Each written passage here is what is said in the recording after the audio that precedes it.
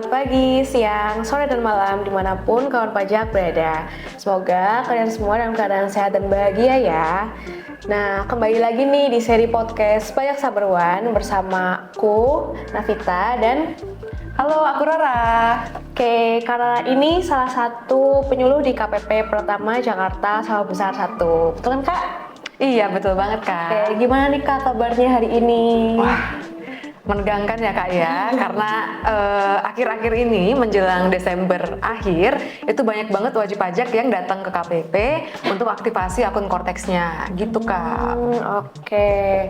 Aku juga alhamdulillah seneng banget nih Kak bisa hadir di sini ketemu Kak Rara. Terus juga betul banget nih kawan pajak apa yang tadi Kak Rara sampein. Ini udah mulai menjelang akhir tahun ya Kak, mau pelaporan SPT tahunan masa berikutnya. Jadi kawan pajak mungkin ada yang udah lagi mempersiapkan nih Kak, apa aja sih yang diperluin untuk pelapor SPT tahunan kan lewat Korteks ya Kak? Iya, sekarang udah pakai Korteks. Oke, nah mungkin nih untuk kawan pajak masih ada yang bingung di Korteks itu isinya ada apa aja, fitur-fiturnya tuh apa aja, dan untuk pelaporan SPT tuh gimana sih gitu. Nah hari ini aku sama Kak Rara mau bahas salah satu fitur yang menunjang pelaporan SPT tahunan ya Kak, yaitu kode otorisasi DJP. Udah siap belum nih Kak? Wah, udah siap banget nih. Oke, jadi kan ini menyangkut akun Korteks kita juga ya Kak. Kalau misalnya kita nggak punya salah satu kode otorisasi ini nih, berarti kita nggak bisa lapor SPT tahunan, betul nggak Kak? Betul. Iya, oke, kita langsung bahas aja ya Kak. Tapi nih sebelum kita masuk ke topik kode otorisasi DJP atau KODJP, aku mau bahas dulu nih Kak tentang Korteks sedikit aja. Oke. Korteks ini kan tergolong portal perpajakan baru ya Kak, di tahun 2025 nih Kak kalau nggak salah. Nah, karena bisa nggak sih Kak jelasin dikit aja, Korteks tuh big picture-nya apa sih Kak? Kayak dia nih platform apa, terus juga mungkin kegunaannya apa sih sebetulnya untuk perpajakan di Indonesia? Oke, iya. Jadi nih kawan pajak, untuk Korteks, sebenarnya Korteks ini udah lama ya istilah ini dikenalkan ke publik. Jadi kalau kawan pajak di sini tahu, itu ada PMK 81 tahun 2024, itu terdiri dari seluruh ketentuan perpajakan yang memang jadi satu di situ. Nah, nanti kawan pajak bisa cek sendiri, di situ dikenalkan lah ada yang istilah namanya portal wajib pajak Kak. Wajib pajak. Jadi portal wajib pajak ini nanti digunakan untuk pemenuhan hak dan kewajiban wajib pajak. Nah, jadi karena sudah terbit tahun 2024, makanya nanti di sini untuk tahun pajak 2025 itu kita sudah menggunakan Korteks, yang mana ini sejalan ya dengan adanya NIK dengan diaktifasi menjadi NPWP. Nanti di Korteks itu kita pakainya NIK kalau untuk wajib pajak orang pribadi penduduk kan 16 digit ya Kak ya. Jadi nanti kalau dulu NPWP-nya masih 15 digit, sekarang itu kita pakainya NPWP yang 16 digit, baik badan maupun orang pribadi gitu Kak. Dipadankan gitu ya Kak, jadi 16 digit. Jadi kalau misalkan NIK aja itu kan belum aktif ya sebenarnya. Jadi perlu dilakukan aktivasi untuk dia bisa jadi NPWP. Jadi kalau untuk pendaftaran NPWP sekarang itu sebenarnya bisa disebutkan juga untuk aktivasi NIK-nya kalau mau menggunakan NIK-nya nanti sebagai NPWP gitu. Terus kalau sebelumnya itu SPT tahunan pelaporan lewat apa sih Kak? Nah, sebelum Korteks nih. Jadi kalau untuk SPT tahunan, Badan OP itu kan pakainya kita DJP online ya kawan pajak ya. Mungkin kawan pajak juga dulu di DJP online, mungkin juga ngurus Evin gitu ya Kak ya. Kalau misalkan mau lapor dulu, nanti pengiriman SPT-nya pakai token. Nah, kalau nanti di Korteks itu kita nggak lagi mengenal yang namanya token. Kak. Jadi nanti kita untuk pelaporan SPT-nya, ini nanti kita mungkin akan berbicara sedikit ya Kak ya. Jadi nanti di situ wajib pajak akan menggunakan tanda tangan elektronik, yang mana kalau di istilahnya itu adalah kode otorisasi. Kalau misalkan sebenarnya tanda tangan elektronik ini banyak macamnya Kak. Cuma nanti yang disediakan DJP yang gratis itu namanya kode otorisasi DJP. Kode otorisasi DJP, oke Kak. Terus bedanya apa sih Kak Korteks sama DJP online yang sebelumnya? Apakah dengan Korteks tuh mungkin lebih simpel atau gimana sih Kak? Apa sih bedanya? Bener Kak, jadi memang seperti yang Kakak sampaikan nih, untuk Korteks sebenarnya disediakan untuk memudahkan wajib pajak. Jadi kalau dulu kita banyak mengenal banyak web ataupun situs atau aplikasi dari DJP, misalkan DJP online untuk pelaporan SPT, atau mungkin kita pakai web e-faktur untuk pelaporan SPT PPN, dan juga untuk yang PPH kan di DJP online tadi ya. Nah kalau sekarang itu di Korteks kita mau jadikan satu, jadi seperti mungkin layanan satu pintu gitu Kak. Jadi cuma khusus untuk satu aplikasi atau satu situs ini bisa dilakukan untuk pelaporan semua jenis SPT. Jadi SPT, PPh dan PPN itu bisa dilaporkannya di Cortex. Jadi wajib pajak nih tinggal buka Cortex aja itu udah ada semua gitu ya Kak? Betul Nggak usah banget. buka-buka yang lain lagi gitu? Iya, jadi nggak hanya pelaporan SPT Kak, misalkan untuk perubahan data atau pembayaran kode billing atau misalkan bayar tagihan pajak atau mau mengajukan pemindahan alamat itu bisa dilakukan di Cortex semua. Di Cortex, satu pintu deh Kak pokoknya gitu Betul ya? banget. Terus ini Kak, kalau misalnya nih WP yang mungkin udah biasa ya Kak selalu lapor SPT tahunan setiap tahunnya gitu dari zamannya DJP online nih Kak. Nah, apakah mereka tuh langsung bisa akses Cortex atau kayak gimana sih Kak migrasinya gitu? Oh baik, untuk datanya berarti ya Kak Iya, ya? betul. Ya, jadi kalau data sendiri sebenarnya nih ada keunggulan tersendiri nih bagi wajib pajak yang dulu sudah punya akun DJP online, sudah pemadanan NIK menjadi NPWP. Jadi kalau wajib pajak mau pindah ke Cortex atau transisinya gitu ya Kak ya, itu tinggal memilih lupa kata sandi aja kalau di Cortexnya. Jadi nanti akan membuat kata sandi baru nanti bisa masuk ke akun Cortexnya. Tapi kalau misalkan wajib pajak memang belum pernah sama sekali nih ya Kak, jadi kita mesti mengecek dulu apakah memang datanya sudah ada di data perpajakan atau tidak.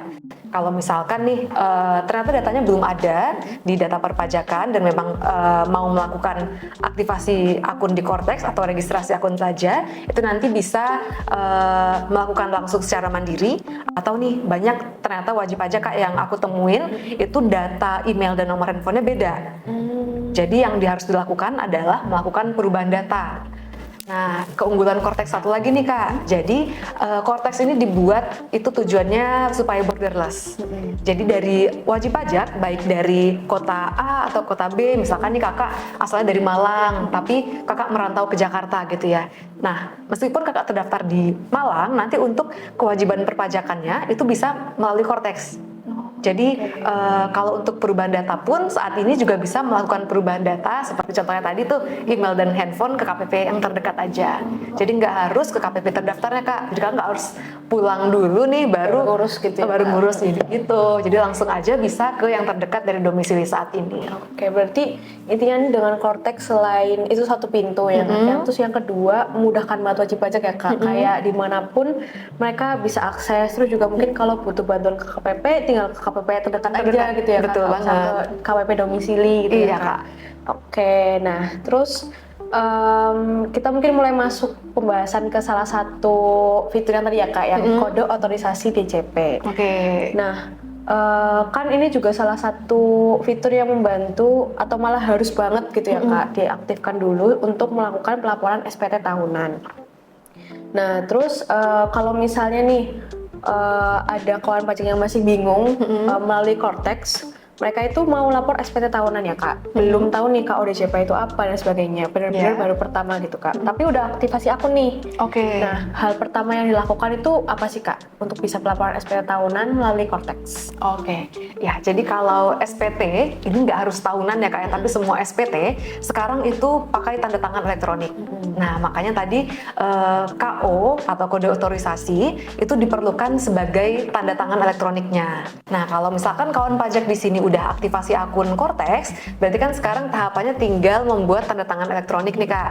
Jadi nanti sebenarnya bisa dilakukan secara mandiri di akun wajib pajak sendiri, atau nanti wajib pajak bisa datang ke KPP terdekat untuk nanti dibantu oleh petugas yang ada di KPP-nya gitu Kak Ita. Oke, berarti selain untuk pelaporan SPT itu Kak ODJP gunanya apa lagi sih Kak?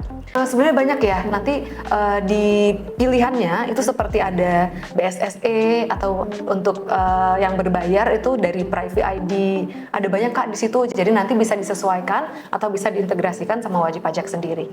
Cuma yang memang kita sediakan dan wajib pajak gak perlu repot buatnya itu di KODJP tadi pilihannya. Berarti ini sebetulnya tanda tangan untuk memvalidasi keamanan gitu ya Kak. Jadi misalnya wajib pajak nih kayak tadi bisa mau lapor SPT atau butuh faktur pajak ya Kak kalau nggak salah. Nah itu butuh KODJP ya Kak. Jadi lebih ke arah sistem nih biar tahu apakah betul WP-nya yang tanda tangan itu ya Kak ibaratnya. Betul banget Kak. Jadi kalau dulu di SPT tahunan contohnya itu kita kan pakai kode verifikasi. Nah sebenarnya kode verifikasi itu berfungsi sebagai tanda tangan. Nah kalau misalkan di faktur itu kan kita pakai sertifikat elektronik ya, dan memang ada passphrase-nya seperti kode untuk menyambungkan paspresnya, sertelnya ini. Nah sekarang itu adalah paspres di KODJP gitu. Tapi paspres yang di KODJP ini bisa digunakan untuk semua SPT. Kak. Terus ini Kak, kalau misalnya tadi di awal kan aku sebut nih mungkin wajib pajak atau kawan pajak nih yang di rumah masih ada yang bingung gitu ya Kak, istilah-istilah gitu perpajakan. Kan kayak tadi misal Kakak udah sempat seperti ini, misal di DJP online ada EVIN. Iya. Itu kan yang aku tahu kalau nggak salah dia bentuknya juga kode gitu ya Kak, angka gitu bentuknya. Nah itu apa sih Kak yang membedakan di DJP online ada EVIN, terus di Cortex ini ada KODJP? Apakah peruntukannya kah yang membedakan atau gimana Kak? Oke, jadi wajib pajak kalau tahun dulu sudah punya EVIN itu nggak akan bisa dipakai lagi di Cortex. Jadi kita tidak menggunakan EVIN untuk Cortex. Nah, EVIN hanya digunakan untuk kewajiban perpajakan DJP online yang sebelum adanya Cortex. Nah, EVIN sendiri ini kan kalau kakak ingat dulu digunakan satu kali ya, cuma ada satu bagi satu wajib pajak dan memang itu untuk melakukan reset password atau aktivasi akun DJP online. Nah, kalau sekarang kita nggak perlu EVIN lagi Kak. Jadi wajib pajak langsung daftar di situsnya aja, nggak perlu minta EVIN dulu ke kantor pajak untuk daftar ke Cortex-nya gitu Kak Ita. Oke, berarti setelah migrasi ke Cortex ini, EVIN tuh betul-betul nggak dipakai sama sekali ya Kak? Iya, kecuali kalau kakak masih akses DJP online ya, dan mungkin kakak lupa passwordnya, kakak pasti butuh EVIN. Jadi misalnya gini Kak, kalau misalnya nih kita masih ada mungkin belum lapor SPT nih, tapi di tahun yang itu masuknya tuh DJP online gitu kan? Iya. Itu masih butuh EVIN ya Kak? Itu masih butuh EVIN kalau kakak lupa password DJP online ya. Tapi kalau kakak nggak lupa password DJP online, ya berarti Langsung masuk aja gitu ya, Kak? tinggal masuk login aja. Kalau misalnya nih kita mau login Cortex-nya doang nih, tapi Iya. belum untuk laporan SPT mungkin atau belum mau melakukan permohonan yang lainnya, itu tetap butuh KODJP atau gimana Kak? Kalau untuk loginnya? Ya, kalau untuk login kita nggak perlu butuh KODJP. Kita cuma memasukkan nomor NIK atau NPWP 16 digit, kemudian kita masukkan password yang udah kita buat Kak. Oke. Terus kalau misalnya KODJP tuh dengan kita login Cortex, apakah kita otomatis mendapatkan KODJP atau ada langkah-langkah gimana caranya kita mendapatkan kode otorisasi itu Kak? Tentunya ada langkah-langkahnya, jadi nggak langsung ada ya kawan pajak ya. Kalau mau buat KODJP itu ada langkah-langkahnya yang harus dilakukan di akun Cortex kawan pajak sendiri. Oke, berarti langkah-langkahnya gini ya Kak, kita siapin dulu nih ada NIK, terus juga mungkin untuk yang pertama kali kita siapin password ya Kak. Ya. Terus nanti kita bikin akun Cortex-nya, terus untuk menunjang perpajakan kita, kewajiban perpajakan, ada lapor SPT tahunan dan lain sebagainya, kita bikin KODJP. Iya, jadi pertama wajib pajak bisa masuk ke akun Cortex masing-masing, lamannya di cortexdjp.pajak.go.id. Nah, kemudian apabila muncul ID pengguna dan kata sandi, silakan wajib pajak masukkan nomor NIK-nya 16 digit dan juga kata sandi yang sudah pernah dibuat sebelumnya. Jangan lupa memasukkan CAPTCHA, kemudian bisa diklik login. Akan ada autentikasi 2 faktor, silakan wajib pajak memasukkan kode verifikasi dari aplikasi autentikatornya. Kemudian diverifikasi, akan tampil portal wajib pajak dan juga menu lainnya. Pastikan untuk ini menggunakan data akun wajib pajak yang bersangkutan ya. Bisa dilihat di menu pojok kanan atas yang bagian kotak ada nomor NIK dan juga ada namanya. Kalau sudah, bisa masuk ke menu portal saya. Bisa dipilih untuk permintaan kode otorisasi atau sertifikat elektronik. Nah, akan muncul data-data yang memang sudah tersedia by system. Contohnya nanti untuk data tersebut akan ditandai dengan kolom yang berwarna abu-abu. Jadi wajib pajak bisa tinggal scroll ke bawah, kemudian masuk ke bagian menu rincian sertifikat. Silakan wajib pajak memilih jenis sertifikat digital, yaitu kode otorisasi DJP. Nah, wajib pajak bisa memasukkan paspres. Kemudian kalau sudah ulangi paspres yang sama, silakan dicentang pernyataannya, lalu klik simpan. Apabila berhasil, nanti akan muncul unduh bukti tanda terima. Wajib pajak bisa melakukan unduh bukti tanda terima untuk menyimpan arsipnya. Nah, kalau sudah, wajib pajak perlu melakukan validasi atas paspres dan juga sertifikat elektronik atau KODJP yang sudah dibuat tadi. Caranya dengan mengklik portal saya, pilih profil saya.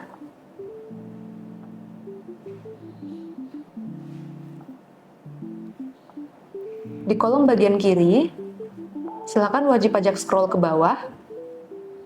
Kemudian klik menu nomor identifikasi eksternal.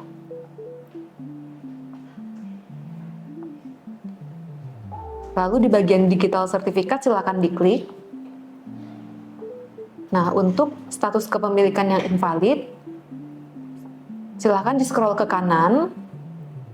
Kemudian di bagian aksi, klik periksa status. Jika sudah klik periksa status, silakan klik lagi di bagian menghasilkan. Apabila sudah sukses dan muncul notifikasi sukses, status kepemilikan sertifikat elektronik wajib pajak akan berubah menjadi valid. Apabila sudah valid, maka berarti tanda tangan eksternal atau tanda tangan KUDJP-nya sudah bisa digunakan oleh wajib pajak untuk melaksanakan hak dan kewajiban perpajakannya. Oke, ternyata pembuatan KUDJP itu mudah ya, Mudah, Kak? Kak. Iya, kayak kita tinggal buka menu-menunya tuh, terus ikutin aja instruksinya, nanti langsung jadi kan, Kak, Iya. bisa dipakai gitu ya. Betul, simpel ya Kak ya. Jadi tinggal ngikutin alurnya aja, baru nanti sampai statusnya valid berarti sudah bisa digunakan. Oke, nah misalnya nih Kak, kan KUDJP itu bentuknya fast pace gitu ya Kak? Iya. Terus ada kombinasi angka, huruf, mungkin juga ada karakter spesial gitu ya Kak. Nah, kan kita nih di zaman sekarang mungkin kawan pajak juga punya sosmed aja lebih dari satu nih Kak. Wah, pastinya ya, Instagram Kak, kan kalau ada zaman sekarang. passwordnya, Benar. terus mungkin ada yang masih pakai Facebook, mungkin ada passwordnya juga gitu ya Kak. Aku masih pakai. Nah, terus Banyak. misalnya nih, kita kan punya banyak password nih Kak, ada password email juga. Kalau misalnya nih di Cortex, kawan pajak nih lupa sama KUDJP-nya, Oke, iya, itu iya. gimana nih Kak? Iya, kan nggak menutup kemungkinan ya Kak tercecer atau hilang gitu ya, jadinya atau lupa juga. Tapi kawan pajak nggak usah khawatir karena untuk KUDJP itu kita bisa generate ulang. Jadi caranya sebenarnya sama, kita tinggal memilih langkah yang sama, kita tinggal memasukkan passphrase yang baru langsung jadi. Jadi tinggal diklik nanti divalidkan lagi KO-nya, baru nanti bisa kita gunakan gitu.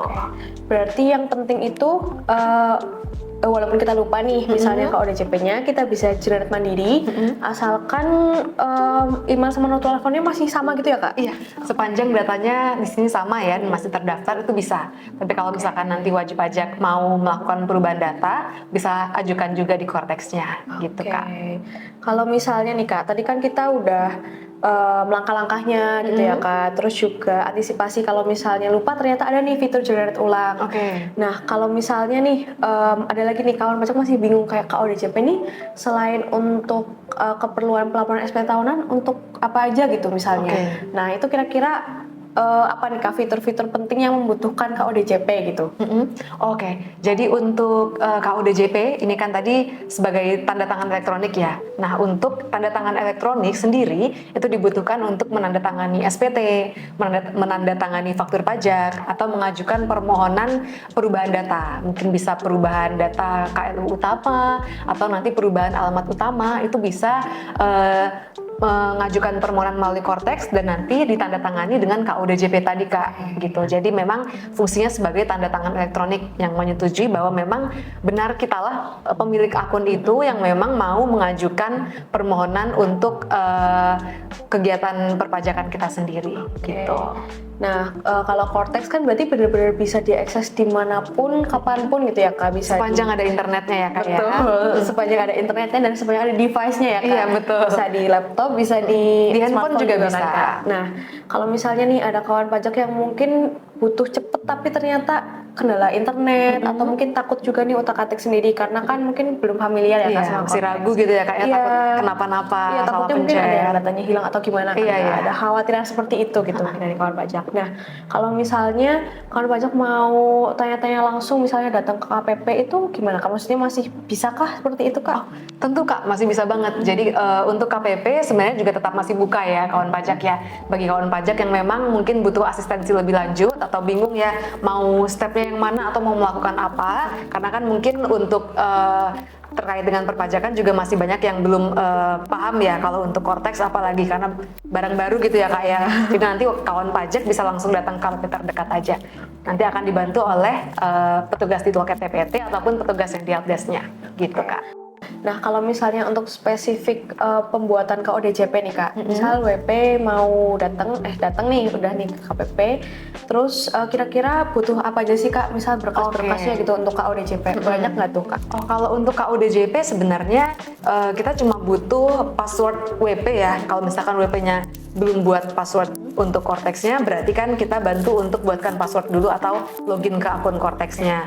Cuma nanti kalau untuk KO, kita sebenarnya nggak butuh data apa-apa sih Kak. Jadi cukup dengan masuk ke akun WP-nya, kemudian kita tinggal bikin KO-nya. Kecuali kalau memang WP-nya nggak bisa masuk atau login ke Cortex, mungkin kita cek dulu nih kenapa nggak bisa masuknya. Apakah memang sudah terdaftar atau memang ada data yang berbeda. Mungkin kalau misalkan kasusnya datanya berbeda, kita arahkan untuk perubahan data dulu. Gitu Kak. Berarti dari WP ini datang langsung ke TPT atau kemana tuh Kak? Kan mungkin ada yang masih takut-takut atau bingung ya kan, misal untuk ke kantor pajak atau ke KPP terdekat, itu datangnya ke bagian mana tuh Kak? Oke, kalau misalkan WP udah punya akun dan memang untuk kode otorisasi aja bisa langsung ke helpdesk. Mungkin nanti kalau misalkan WP belum punya akun, mungkin bisa pengecekan juga baik ke loket TPT ataupun ke helpdesk. Tapi kalau misalkan perubahan data nanti bisa langsung ke akun ke loket TPT-nya. Cuman nanti mungkin kalau setiap KPP mungkin agak ada yang berbeda ya Kak ya untuk mekanisme prosedur mau kemana-mananya, cuma nanti bisa diarahkan sama petugas yang ada di KPP masing-masing. Oke, berarti walaupun kewajiban perpajakan itu diakses lewat Cortex, tapi tetap di KPP ini mau membantu ya Kak. Pastinya bakal standby kalau misalnya wajib pajak atau kawan pajak nih yang di rumah pengen tanya-tanya langsung, berarti kita tetap melayani gitu ya Kak, walaupun sebetulnya perpajakan ini udah basisnya online semua gitu ya Kak. Betul, karena nanti dari sini kita masih tetap melayani wajib pajak kok Kak. Jadi memang kita sebagai pendukung lah ya. Kalau misalkan wajib pajak di sini membutuhkan informasi atau membutuhkan bantuan atau teknis, nanti bisa ke kami gitu. Jadi jangan takut ke kantor pajak gitu Kak. Iya, karena kan sebetulnya kalau misalnya memang ada yang masih bingung atau takut otak-atik sendiri, lebih baik langsung datang aja ya Kak. Kan kita juga bakal membantu, terus juga mungkin nantinya kalau butuh pertanyaan lanjutan atau gimana, kita bakal kasih kontak yang bisa dihubungi juga ya, kontak kantor KPP gitu ya Kak? Iya, atau mungkin nanti kalau misalkan terdaftar di KPP Sawah Besar 1, kita bisa bantu untuk nanti cek data AR-nya siapa, supaya nanti untuk mungkin lebih konsultasi lebih teknis bisa ke AR-nya. Gitu Kak. Nah mungkin terakhir nih Kak, ada nggak sih Kak kalimat atau kata-kata untuk kawan pajak nih terkait KODJP, apa mungkin atau misal gini Kak, pentingnya KODJP ini apa, terus juga apa himbauan untuk ayo kita bikin KODJP gitu, atau gimana nih Kak? Ini himbauan gitu ya Kak ya? Oke, aku mau ngasih informasi sedikit aja sih buat kawan pajak. Jadi karena KO ini penting untuk kedepannya dan apalagi untuk pelaporan SPT yang paling mendekati ya kawan pajak ya. Untuk tahun pajak 2025 karena kita pakainya Cortex, maka kami sangat mengimbau wajib pajak di luar sana untuk melakukan aktivasi akun Cortex dan juga untuk registrasi akunnya, kemudian nanti melakukan aktivasi kode otorisasi DJP-nya. Gitu aja sih Kak. Oke, pokoknya jangan lupa aktivasi segera ya Kak, segera aktivasi akun Cortex, setting juga KODJP-nya karena itu juga akan memperlancar pelaporan SPT tahun yang akan datang ya Kak. Betul, supaya nanti pelaporannya bisa cepat dan mudah kawan pajak gitu. Oke, mungkin segitu dulu ya Kak obrolan kita hari ini tentang kode otorisasi DJP.